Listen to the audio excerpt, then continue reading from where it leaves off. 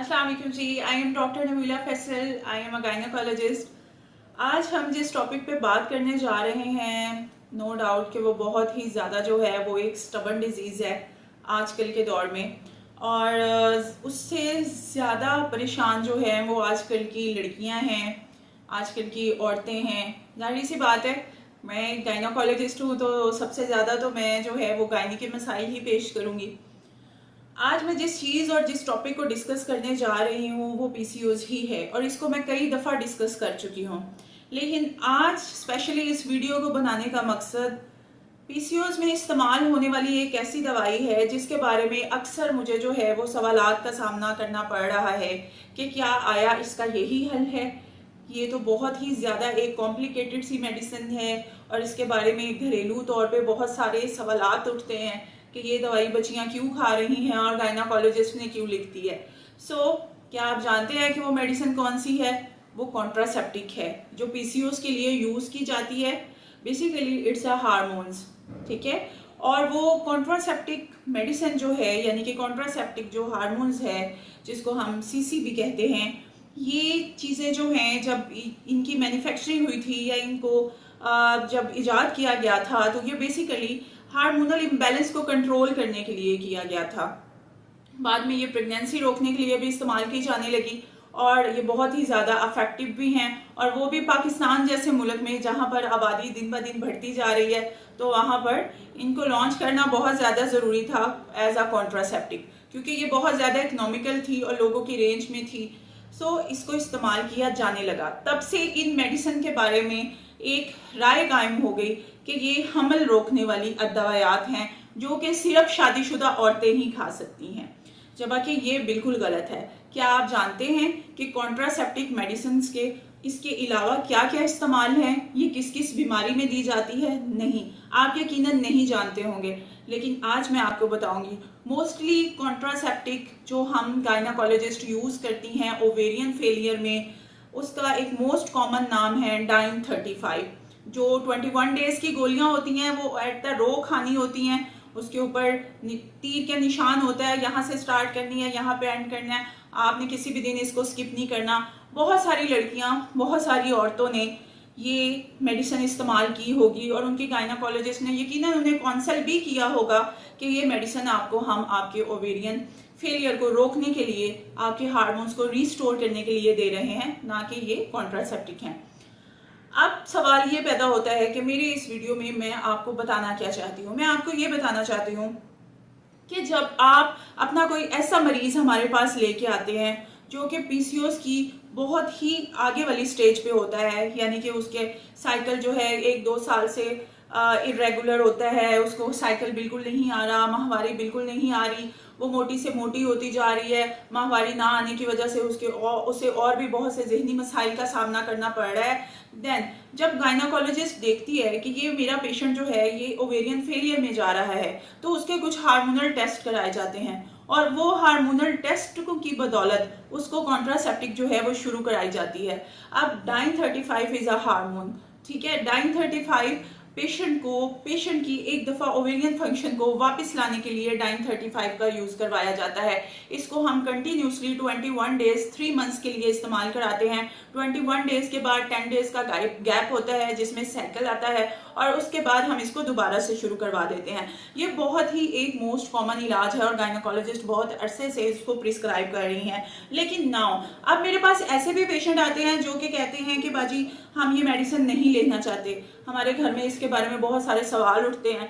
माएँ जो हैं वो दवाइयाँ लेके वापस आ रही होती हैं कि बाजी ये तो हमारी बेटी तो कवारी है, तो आप उसको ये दवाई क्यों दे रही हैं। उन सब के सवालात का जवाब देना हमारा फर्ज होता है। लेकिन अब मैं आपको ये बताना चाहती हूँ कि पीसीओएस का इलाज सिर्फ कॉन्ट्रासेप्टिक में ही नहीं रह गया। अब हम पीसीओएस का इलाज कॉन्ट्रासेप्टिक के बगैर भी करते हैं और हर गायनाकोलॉजिस्ट कर रही है और आपको अवेयरनेस दे रही है कि आप इसका जो इलाज है वो कॉन्ट्रासेप्टिक के बगैर भी मुमकिन है। लेकिन आपको हमारे साथ कोऑपरेट करना पड़ेगा, आपको अपना लाइफस्टाइल बदलना पड़ेगा। कॉन्ट्रासेप्टिक हर गायनोकोलॉजिस्ट तब देती है जब पेशेंट अपनी डॉक्टर को प्रेशराइज करता है कि हम महीने से दवाई खा रहे हैं, 2 महीने से दवाई खा रहे हैं, हमारा फ्लो वापस नहीं आ रहा, हमें हमारा साइकिल इरेगुलर है। सो आपने ये मिसाल तो सुनी ही होगी कि slow and steady and win the race. बिल्कुल ऐसा हो सकता है और कॉन्ट्रासेप्टिक के बगैर भी हो सकता है। इसके लिए आपको अपने गायनोकोलॉजिस्ट के साथ कोऑपरेट करना पड़ेगा, अपने लाइफस्टाइल को चेंज करना पड़ेगा।